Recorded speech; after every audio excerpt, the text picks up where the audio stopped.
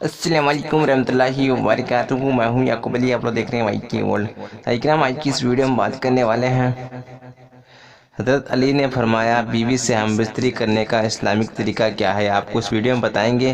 تو اکرام، ویڈیو بہت ہی پیاری ہونے والی ہے، ویڈیو کو اسے لائک کر لیجیے۔ آئیے شروع کرتے ہیں آج کی ویڈیو۔ اعوذ باللہ من الشیطان الرجیم، بسم اللہ الرحمن الرحیم۔ اکرام، ویڈیو کو انت تک ضرور دیکھیں۔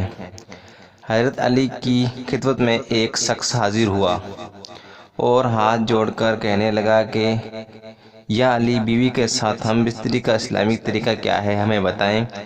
تو آپ لوگوں سے گزارش ہے کہ ہم لوگ 8 باتیں بتائیں گے، تو آپ لوگوں سے گزارش ہے ویڈیو کا اندر ضرور دیکھیں یا جانتے ہیں وہ کون سی 8 باتیں ہیں۔ نمبر 1، سواگرات میں ہم بستری سے پہلے ہم بستری کی دعا ضرور پڑھیں۔ ہم لوگ تو ہم بستری کی دعا اپلوڈ کر چکے ہیں، آپ لوگ ضرور پڑھیں، اگر یاد ہے تو بہت اچھی بات ہے۔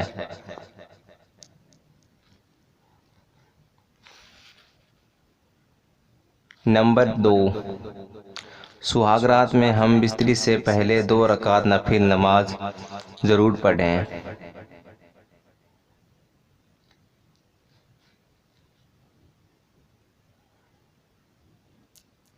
نمبر 3، ہر مسلمان کے لیے ضروری ہے کہ ہم بستر سے پہلے سہاگرات میں دعا کا اہتمام کریں، یعنی کہ دعا ضرور پڑھیں۔ ہم لوگ دعا اپلوڈ کر چکے ہیں، لنک نیچے ڈسکرپشن میں ملے گا، آپ لوگ ضرور پڑھیں۔ نمبر 4، جمعہ سے پہلے بسم اللہ الرحمن الرحیم ضرور پڑھیں، کیونکہ اللہ نے اسی میں برکت رکھ رکھی ہے۔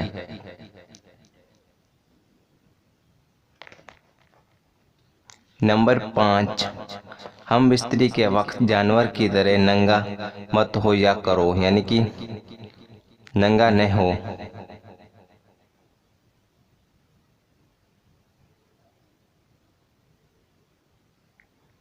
نمبر 6، حالت حیض اور حالت نفاس میں بیوی سے ہم بستری نہ کریں، یعنی کہ حالت حیض اور حالت نفاس میں ہم بستری نہ کریں۔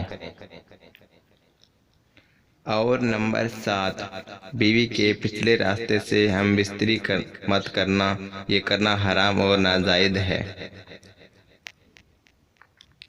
نمبر 8، بیوی سے ہم بستر کر کے کسی غیر انسان سے ذکر مت کرنا۔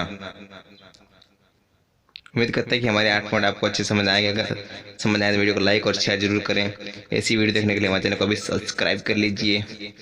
میرے دینی بھائی بہن، آج کی ویڈیو نہیں، اے میرے اللہ، اس ویڈیو کو جو بھی غلطیاں تو اپنے لوگوں سے معاف فرما، آمین۔